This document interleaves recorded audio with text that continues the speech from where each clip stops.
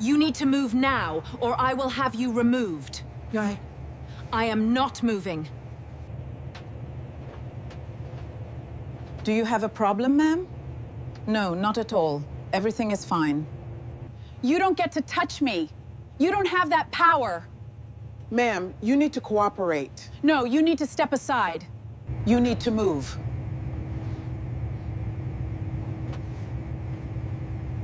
I am not moving. You are sitting in the wrong seat. Move! Actually, I believe I am exactly where I need to be. Your ticket for this cabin. Now. I paid for my seat, like everyone else. Your passport, right here. Check your information. Yes, everything is correct. Yukarı yapışıyor Sevda. Boots. Ma'am, this is your last warning. Stand up and walk to the back of this plane, or I will have you removed in front of everyone. Boots. For 1 second, nobody in first class breathed. Not the man in seat 2C who had just lifted a glass of orange juice to his lips. Boots. Not the retired judge in 4B whose pen stopped moving across her crossword. Not the young flight attendant standing by the galley curtain with a tray of warm towels going cold in her hands. Boots. And not Dorothy Hayes, who sat by the window in seat 3A with her hands folded on a paperback novel, her spine straight, her face unreadable. Boots. Dorothy was 71 years old.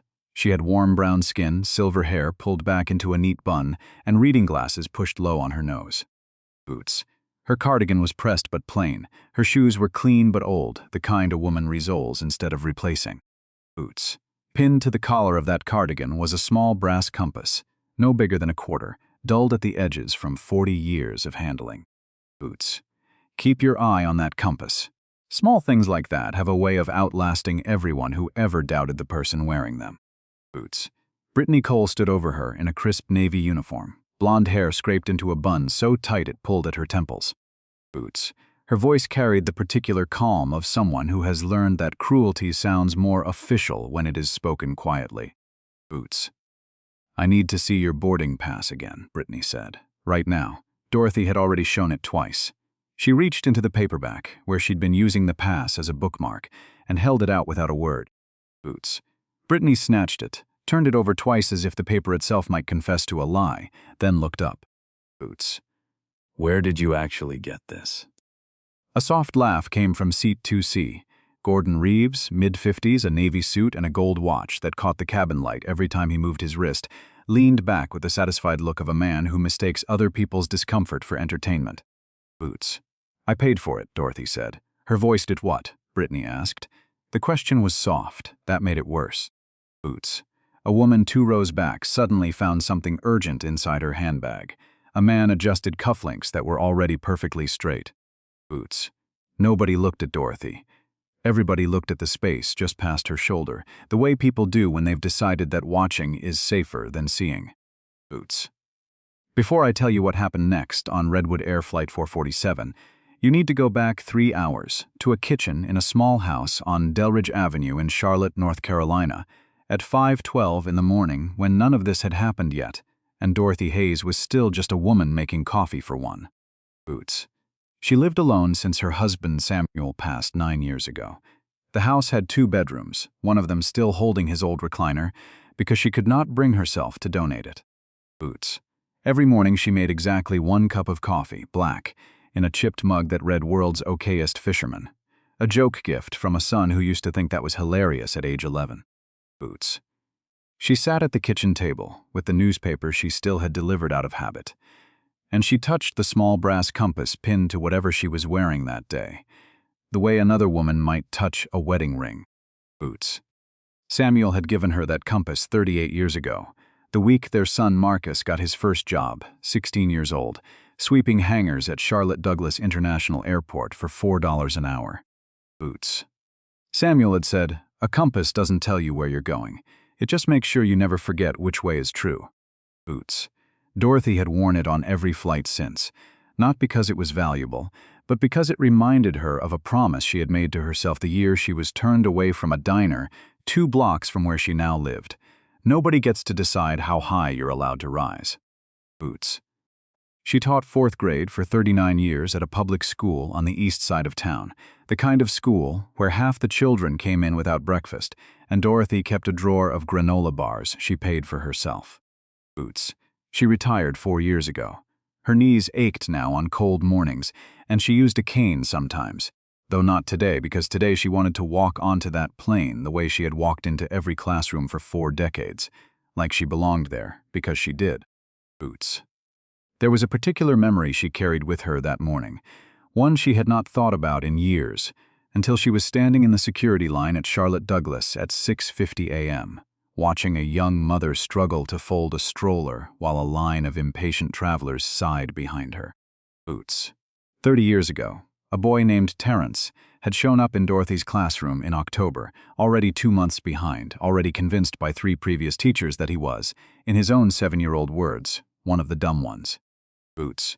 Dorothy had kept him in for recess for 6 weeks straight, not as punishment, but to read with him one-on-one, 20 minutes a day, until the letters stopped swimming on the page. Boots. He graduated high school 11 years later and mailed her the program from the ceremony with a note that said, "You're the reason I know how to read this." Boots. She had framed it. It hung in her hallway next to Samuel's photograph, and it was the closest thing she owned to a trophy. Boots. She thought of Terrence often when strangers underestimated her, because she understood something most people never had to learn, that being underestimated by people who had never bothered to actually look at you was not an insult worth absorbing. Boots. It was information about them, not about you. She had told her students that for 39 years. She believed it fully enough to have built a life around it. Boots. She simply did not expect to need to remind herself of it, again at 71, in seat 3A of an airplane she had already paid to sit in. Boots. She was flying to Denver for her granddaughter's college graduation. She had bought the ticket herself 3 weeks earlier, seat 3A, first class, $412 more than economy, money she had saved specifically so she would not have to ask her son for a favor. Boots. Her son had offered a dozen times to fly her anywhere she wanted, first class, private jet if she asked. Boots. She had always said no. Some things a mother pays for herself. What almost nobody on that airplane knew, and what Brittany Cole certainly did not know as she stood in the aisle holding a stranger's boarding pass, like evidence in a trial, was that the last name printed at the top of that pass belonged to the man who owned the airline she worked for. Boots. Now go back further, 6 days earlier, to understand the woman standing over Dorothy with her jaw clenched and her patience gone. Boots. Brittany Cole was 36 years old and had been a flight attendant for 11 years, the last 4 of them in premium cabins, the last 4 of them without a single promotion, while attendants she had trained went on to become pursers and instructors. Boots. She had complained about this exactly once to a regional manager who told her, off the record, that passengers gave better feedback about attendants who looked a certain way in the aisle, and Brittany had understood immediately and never mentioned it again. Boots. Instead, she had built a small private religion out of control. She could not control her career. She could control who sat where. Boots. She could control who got the good blanket and who got the thin one. She had learned that a first-class cabin was the one place in her life where, for 4 hours at a time, she got to decide who mattered. Boots. 6 days earlier, an elderly man in a wheelchair had asked her, politely, if his aisle seat could be swapped so his wife could sit beside him. Boots. Brittany had refused, citing a policy that did not exist because the man's accent had irritated her since boarding. Nobody filmed it. Boots. Nobody complained. It cost her nothing. This was the pattern nobody had caught yet, and today the pattern was about to meet a woman who would not fold. Boots. Remember that pattern. It is going to matter more than the 90 seconds you just watched, because cruelty that is never named tends to repeat itself in exactly the same voice, on exactly the same kind of morning, against exactly the kind of passenger who has learned to expect it. Boots. This morning, boarding had started normally enough. Dorothy came down the jet bridge at 7:34, cane tucked under one arm though she used it more out of habit than necessity. Boarding pass already out because she liked to be prepared. Boots. Brittany had scanned it without looking at her face, the way she scanned every boarding pass until she glanced up, clocked the seat number against the woman standing in front of her, and something in her expression had flickered, fast, almost too fast to notice. Boots. It was not confusion. Naomi, standing 3 feet away restocking the overhead bins, saw it and would later describe it, in a written statement she gave without being asked, as the look of someone doing quiet arithmetic and not liking the answer. Boots. Brittany had said nothing then. Boots. She had simply watched Dorothy settle into 3A, fold her cardigan over her lap, and open her paperback, and something about the ease of it. The unbothered comfort of a woman who clearly felt she had every right to be exactly where she was sitting, had needled at Brittany for the better part of an hour, before she finally walked over with her clipboard and manufactured a reason to start the confrontation that would end her career. Boots. Karen, that's not what this is. That was Naomi Price, 29, new to premium service, standing near the galley with the towel tray still in her hands. Boots. Naomi had checked the manifest herself before boarding. Seat 3A, Dorothy Hayes. Confirmed, no flags, no errors, nothing. She had seen it with her own eyes on the tablet not 40 minutes ago. Boots. I didn't ask you, Brittany said without turning around. I just think we should double-check before. You're new, Brittany said. Boots. You'll learn that not everything shows up clean on a screen. Naomi's throat tightened. She was 6 months into this job, still paying off the loans from flight school, still terrified of the reviews Brittany wrote about junior crew, reviews that decided who got cut from the schedule during slow months. Boots. So Naomi said nothing else. She stood there holding a tray of cooling towels and watched an old woman get accused of theft in a cabin full of people who had all, at some point in their lives, learned the exact same silence. Boots. At seat 4B, Judge Margaret Ellison, retired now after 31 years on the family court bench, lowered her crossword another inch. Boots. She had spent 3 decades listening to people lie in composed, professional voices. She recognized the shape of it instantly. Boots. This was not confusion. This was performance. Sometimes, Brittany announced, loud enough for the first 4 rows to hear, people wander past the curtain when nobody's watching, hoping nobody stops them. Boots. The cabin went very still, not the ordinary stillness of a quiet flight. A heavier kind, the kind that has weight, the kind you could set a hand on. Boots. Dorothy closed her paperback. The sound was small.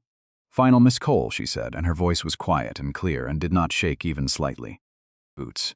My name is Dorothy Hayes. My seat is 3A. That boarding pass is valid. I would like it back. Brittany looked at her for a beat too long, and then she smiled, not warmly, not even coldly, but victoriously, the smile of someone who has decided the outcome before the argument has finished. Boots. We'll see about that, she said, and walked toward the cockpit with Dorothy's boarding pass still folded inside her clipboard. Boots. Remember the compass on Dorothy's collar. It is going to matter more than you think, and not for the reason you expect. Boots. Captain Frank Sullivan stepped out of the cockpit at 7:52 that morning, with the kind of calm that makes people sit up straighter, 59 years old, broad-shouldered, 4 gold stripes on each cuff, 22 years with the airline. Boots.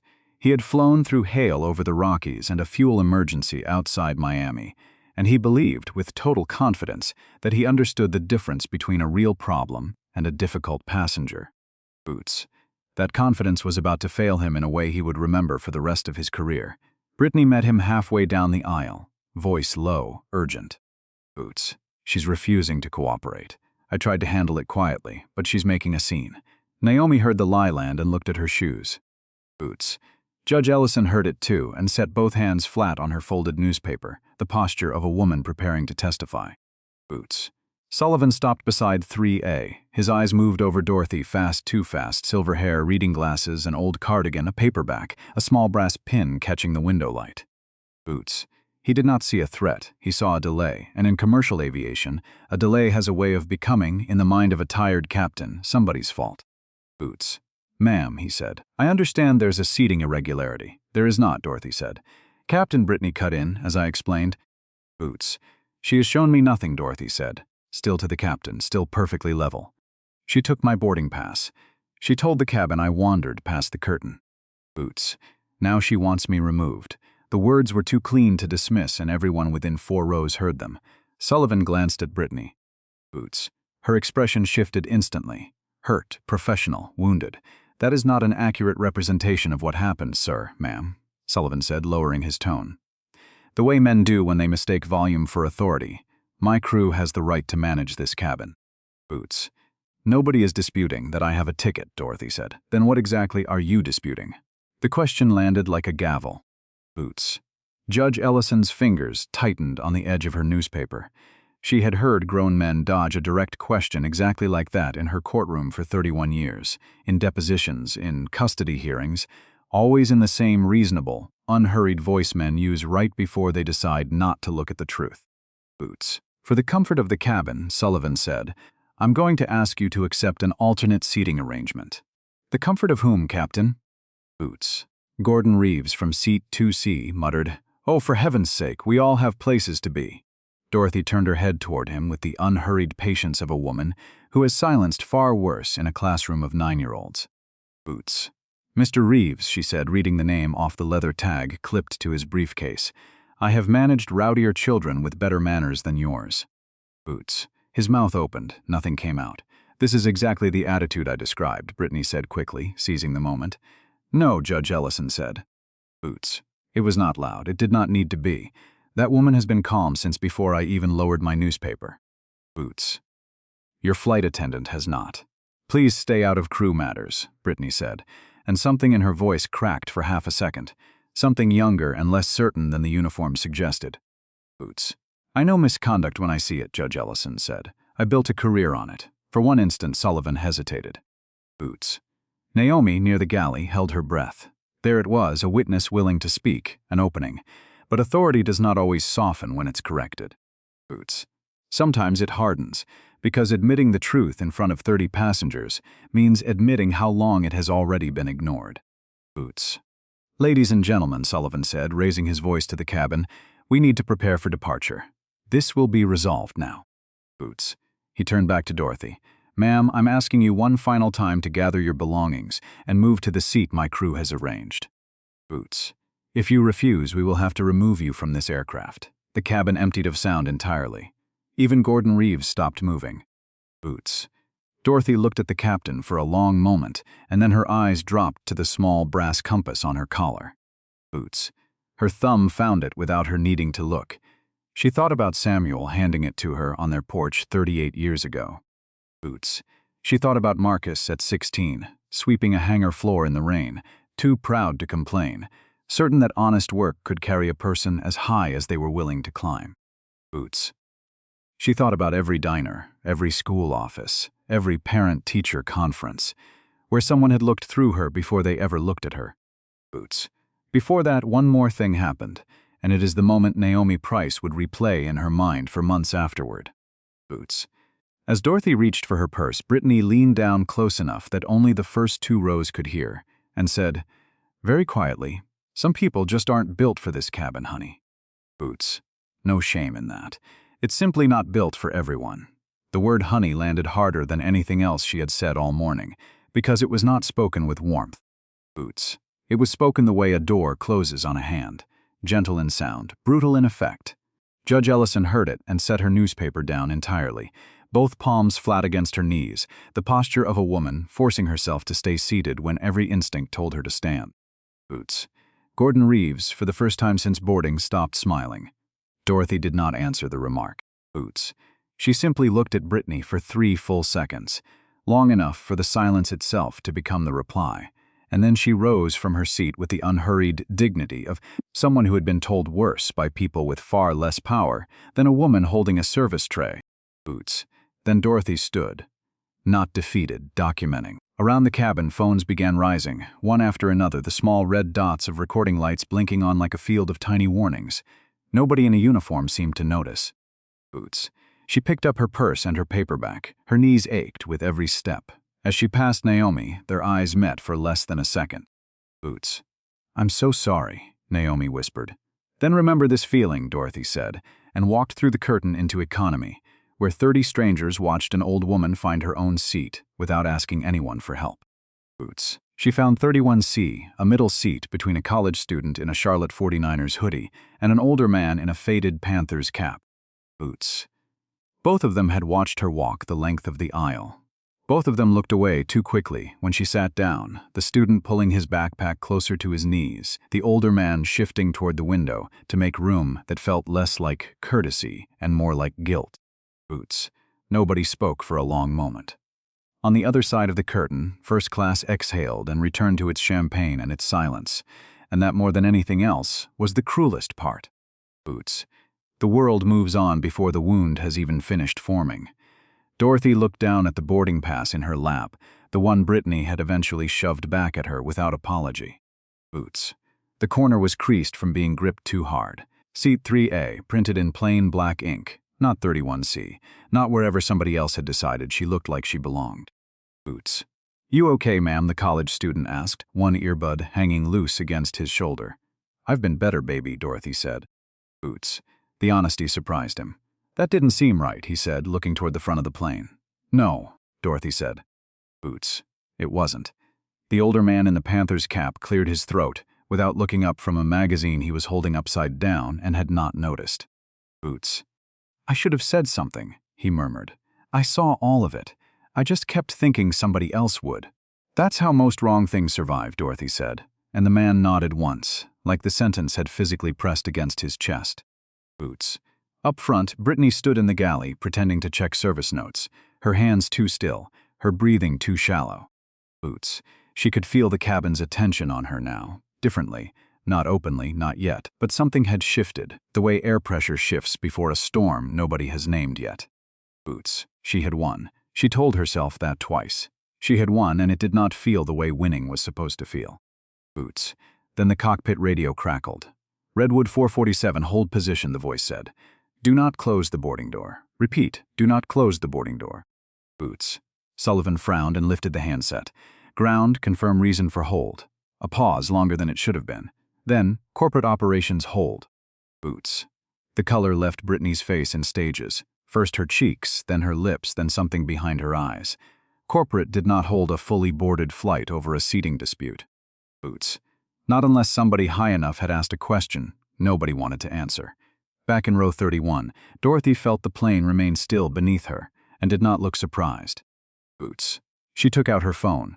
Her thumb hovered over one contact, saved not with a title, not CEO, not Marcus Hayes, Chief Executive Officer, Redwood Air, just Marcus, the way she had saved his number when he was 26, and calling to ask if she needed her gutters cleaned. Boots. She typed 3 words. It happened again. She pressed send. 40 miles away, in a glass conference room on the 31st floor of the Redwood Air Headquarters Tower in downtown Charlotte, Marcus Hayes was reviewing a customer satisfaction slide deck with 6 senior executives when his phone buzzed once against the polished table. Boots. He glanced down. The room kept talking. Then, everyone noticed he had stopped breathing. Marcus was 46 years old, tall, careful with his face in the way men learn to be when they've spent 2 decades being underestimated in rooms full of people who assumed the janitor's son from the east side would never make it past middle management. Boots. He had built Redwood Air's premium division from nothing. He did not startle easily, but his hand closed around the phone until his knuckles went pale. Boots. Marcus, said Patricia Vance, the chief operating officer, noticing first. Everything okay? My mother is on flight 447, Marcus said. Boots. The room went silent. A marketing vice president set down her coffee cup without a sound. General counsel, a sharp-eyed man named Elliot Cho, looked up from his tablet. Boots. Is she hurt? Patricia asked. Marcus didn't answer right away. Behind him, on the presentation screen, a slide still glowed with smiling passengers and a headline reading premium satisfaction at an all-time high. Boots. He almost laughed. Instead, his voice dropped to something none of them had heard from him in 4 years running this company. Boots. Hold that aircraft, he said. Nobody boards, nobody deplanes, and somebody get me a live feed from the gate camera in the next 90 seconds. Boots. This is the part you need to remember, because it is going to come back twice more before this story ends. Dorothy Hayes had never once, in 46 years, told her son to use his position for her sake. Boots. She had told him the opposite, every year of his childhood, at that same kitchen table on Delridge Avenue. Never ask for a door to be opened for you that you wouldn't open for someone else. Boots. Marcus was not calling because his mother had asked for help. Boots. He was calling because he already knew before he watched a single frame of that gate footage exactly what kind of morning she'd had, because it was not the first time in her 71 years that a stranger in a uniform had decided she did not belong somewhere she had already paid to be. Boots. Elliot Cho pulled the footage up on the main screen 40 seconds later. Silent, grainy, time-stamped 7:41 a.m. Hold's executive floor watched Brittany Cole hold an elderly black woman's boarding pass at arm's length like it might be contaminated. Boots. Nobody in that glass room said a word. Patricia Vance's jaw tightened until a muscle jumped near her ear. Marcus watched his mother stand, slowly, with dignity, and walk toward the back of a plane she had bought a first-class seat on with money she'd saved, teaching fourth graders how to read. Boots. "Get me that captain's employee file," Marcus said. "And the attendants. And I want to know exactly how many complaints like this one have been filed against her crew in the last 3 years, because I guarantee you it is not the first." Boots. It wasn't. Elliot found 4 prior complaints against Brittany Cole in 18 months, 2 of them involving elderly passengers, 1 involving a wheelchair user, all of them closed by original manager with the same 3 words typed into the resolution field, handled internally. Boots. Nobody had ever pulled the pattern together because nobody had ever been asked to look. At the gate, Sullivan received the hold order and stood frozen in the aisle with the handset still in his grip, watching Brittany's face lose its remaining color entirely. Boots. "What does that mean?" Gordon Reeves finally asked, leaning into the aisle. Naomi Price knew exactly what it meant, and for the first time all morning, something in her chest loosened instead of tightened. Boots. Marcus Hayes arrived at gate C14, 11 minutes later, having crossed 40 miles of Charlotte traffic faster than should have been possible. Still in the gray suit from his morning meeting, no entourage, no announcement, just a man walking fast down a jet bridge with his jaw set. Boots. He boarded through the forward door without a word to the gate agent who had tried, badly, to explain the delay to him, as though he did not already know every detail. Boots. He stepped into first class first. 12 pairs of eyes turned toward him and understood, before he said anything, that this was not an ordinary passenger. Boots. "Where is my mother?" he said to no one and everyone. Boots. Brittany, standing near the galley with a clipboard to her chest like a shield, opened her mouth to explain, and Marcus looked at her for exactly 2 seconds, long enough for her to feel it in her spine, and then walked past her without a single word, through the curtain, into economy, until he reached row 31. Boots. Dorothy looked up from her paperback and saw her son crouching in the aisle beside a middle seat, his tie loosened, his face doing the thing it had done, since he was a boy whenever someone hurt her, and he couldn't fix it fast enough. Boots. "Mama," he said, voice cracking on the single word. "I'm here, I know, baby," she said. "I'm all right. You shouldn't have to be all right," he said. Boots. "You should just be sitting in the seat you paid for." Around them, the cabin had gone very quiet, the particular silence that happens when 30 strangers realize they are watching something they will remember for the rest of their lives. Boots. The college student in the 49ers hoodie pulled out his phone, and for once did not film anything. He just watched. Boots.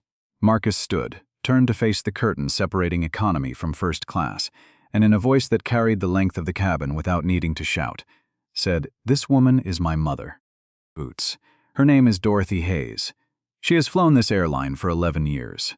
She is going back to seat 3A, the seat she purchased, and every person responsible for removing her from it is going to explain themselves to me personally before this aircraft leaves the ground.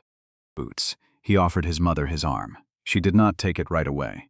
"I can walk myself, Marcus," she said, with the exact same patience she'd once used to remind him to tie his own shoes for kindergarten. Boots.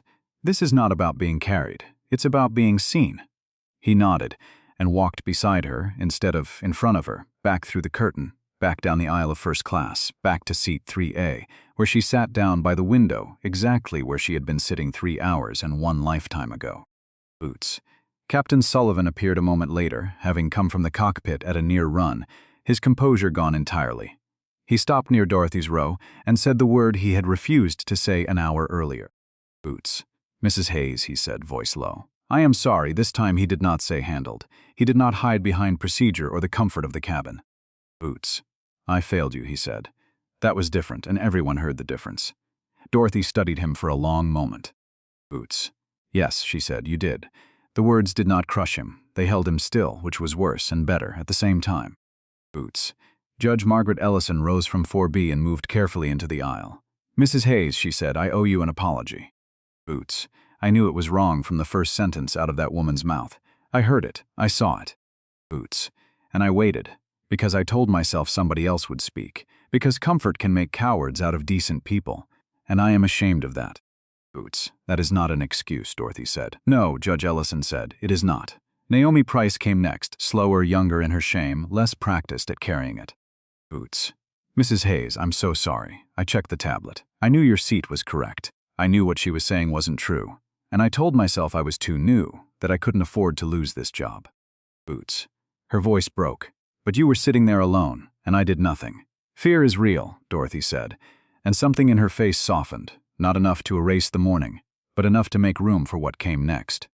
Boots. But so is responsibility. Carry both. Let the second one win next time. Gordon Reeves stood last, stripped now of the confidence that had made him laugh an hour earlier. Boots. I was wrong, he said. I treated this like an inconvenience to my schedule. I didn't see what was actually happening in front of me. Boots. Dorothy looked at him without warmth. You saw enough, she said. You just decided it wasn't your problem. That is the same thing as not seeing it, except worse, because you had every advantage in this cabin and you spent it on impatience. Boots. He had nothing to say to that, and did not try to find anything. Outside the window, a woman in a captain's uniform crossed the tarmac toward the jet bridge. Boots. Denise Coleman, 51, compact, sharp-eyed and steady, in the way people become after 20 years of walking into difficult rooms and making them calmer instead of worse. Boots. She boarded without drama, paused at the galley, looked once at Dorothy in seat 3A, then at Marcus. Mr. Hayes, she said. Boots. Captain Coleman, I have the aircraft. Thank you, Marcus said. Captain Coleman turned to the cabin, her voice clear and even. Boots. Ladies and gentlemen, my name is Captain Denise Coleman, and I'll be flying you to Denver this morning. We've had a serious delay and a serious failure in this cabin today. Boots. Safety is always our first priority, but dignity is not separate from safety. It is part of it. We do not leave the gate again until every person on this aircraft understands that. Boots. Nobody complained about the delay. Not Gordon Reeves. Not the businessman 2 rows back who had checked his watch 4 times in the last 20 minutes. Boots. Not one of the people who had looked away while an old woman was walked to the back of the plane, like a mistake that needed correcting. Boots. Marcus knelt beside his mother's seat one more time. I can take you off this flight, he said quietly. We can get you home, get you rebooked, whatever you want. Boots. Dorothy looked at him with the tired patience of a woman who still remembered every skinned knee of his childhood. Boots. No, baby, I paid for this seat. I know, he said, and I am going to sit in it, she said. Boots. All the way to Denver, and I am going to watch my granddaughter walk across that stage tonight. And I am not going to let one woman's cruelty take that from me, on top of everything else it already tried to take. Boots. That was not stubbornness. Marcus understood that immediately. It was restoration. She had been publicly removed. She would publicly remain. Boots. Before he left, he stood at the front of the cabin and let his eyes move across every passenger, every crew member, every phone still held uncertainly in someone's trembling hand. Boots. My mother asked me not to make this flight only about her, he said. So I won't. This is about every passenger who has ever had to prove they belonged in a space they already paid for. Boots. It's about every employee who saw something wrong and was too afraid to say so. And it's about every company that chooses an on-time departure over an honest conscience. Boots. Naomi lowered her head. Judge Ellison closed her eyes. Gordon Reeves stared at the floor. This company will answer for what happened here, Marcus said. Boots. Not with a press release, with records, with discipline, with change you can measure, not just a slide that says satisfaction is at an all-time high. Boots. He turned to Captain Coleman. You have the flight. I do, she said. He looked at his mother one last time. Boots. She gave him a small smile. Go on, she said. You have a company to run? Boots. This is me running it, he said, and bent to kiss her forehead, a gesture so quiet it broke something open in the whole cabin, not because he was a CEO, but because he was a son, and everyone watching had at some point been someone's child watching their parent get hurt and wishing they could fix it. Boots. The door closed behind him with a heavy final sound. Redwood Air Flight 447 pushed back 41 minutes late, but it lifted into the Carolina sky carrying a different kind of silence than the one it had boarded with. Boots. Nobody pretended nothing had happened.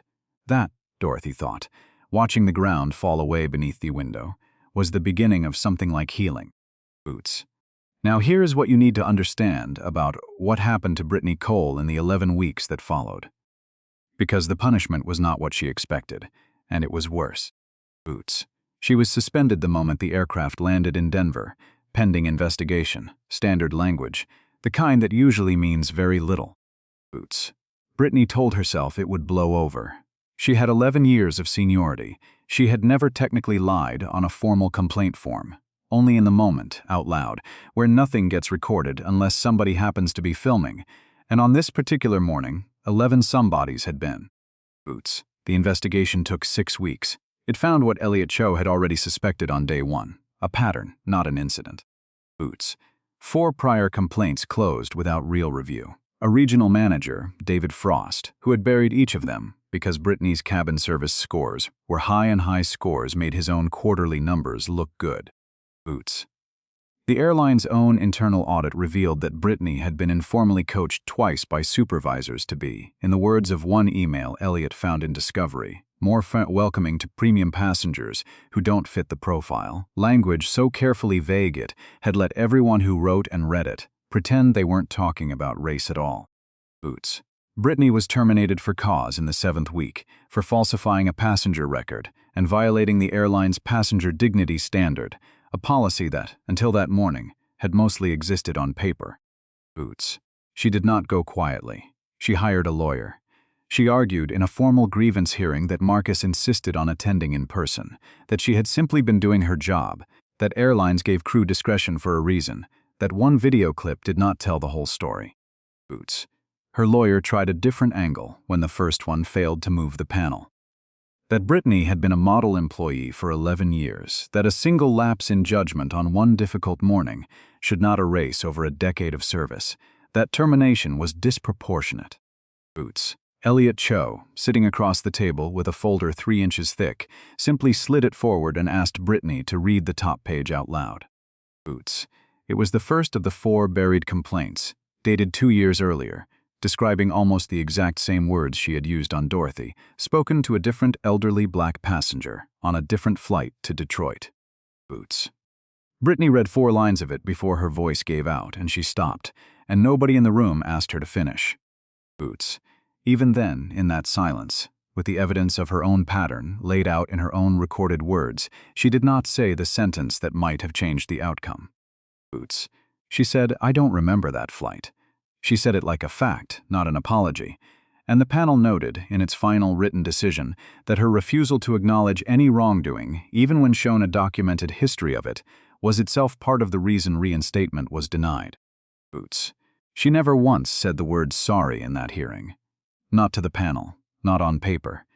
This, more than the firing itself, was the thing Marcus found hardest to sit through, watching a grown woman defend a decision she had made in less than 4 minutes, as though defending it long enough might make it retroactively true.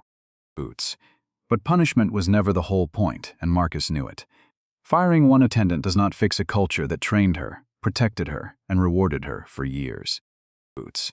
So Redwood Air did something slower and harder. It launched a company-wide standard called Every Seat Counts, mandatory training for gate agents, flight crews, supervisors, and executives, Marcus included, no exceptions, no VIP skip line. Boots. The very first slide of that training did not open with a policy statement. It opened with 11 words Dorothy had said to Naomi Price in that aisle. Then remember this feeling, and let it change you. Boots. David Frost, the regional manager, who had buried 4 prior complaints, was placed under separate investigation and resigned before it concluded. Boots. Captain Frank Sullivan was not fired. Marcus made a deliberate choice there, one that surprised his own board. Boots. Sullivan was removed from command for 90 days, required to complete the same training as every new hire, and reassigned only after he personally, voluntarily, asked to sit in on Naomi Price's next flight review and defend her, unprompted, for the exact instincts he had ignored that morning. Boots. He never became a perfect man, but he became, from that day forward, the kind of captain who asked a second question before accepting the first answer, and 3 separate flight attendants later credited him, in writing, with believing them when it mattered. Boots. Naomi Price stayed. 6 months later, she became one of the employees who spoke during the new hire training, and she told every incoming class the same true thing every single time. Boots. Silence can feel safe in the moment, but safety bought with somebody else's humiliation was never really safety. It was just cowardice with a better name. Boots. 9 months after that morning at Gate C-14, Dorothy Hayes flew again, this time to visit her granddaughter's new apartment in Denver, seat 3A, same airline, because Marcus had offered a dozen times to switch her to a competitor, and she had refused every single time. Boots. "I'm not running from what happened here," she told him. "I'm making sure it never happens to somebody else on this airline again, and the only way to do that is to keep showing up." Boots. She still wore the small brass compass on her collar. It had not changed, neither had she. The flight attendant working first class that day was Naomi Price, promoted now, wearing a purser's stripe on her sleeve. Boots. When the seatbelt sign chimed off at the gate in Denver, Naomi knelt briefly beside 3A before the other passengers stood. Boots. "Have a safe flight home, Mrs. Hayes," she said. "Make it a brave one, Miss Price," Dorothy answered, the same words she'd once used on a different, harder morning, and this time they landed the way they were always meant to. Boots. Dorothy Hayes never called herself powerful, and she never needed to. Power, she had learned across 71 years of living in a country that had asked her to prove she belonged in rooms she had already paid to sit in, was never the uniform, or the title, or the corner office 31 floors above Charlotte. Boots. Power was the woman who stood up straight after being humiliated in front of 30 strangers and refused, on principle, to let cruelty make her cruel in return. Boots. If this story stayed with you, not because of how it ended, but because you recognized someone in it, maybe yourself, maybe someone you failed to defend, maybe someone you wish had defended you, then like this video so it reaches someone who needs to hear it today. Boots. Share it with someone who needs the reminder that dignity should never depend on what someone else decides you look like you deserve. Boots. And leave a comment telling me this: have you ever been in that cabin on either side of that aisle? I read every single one.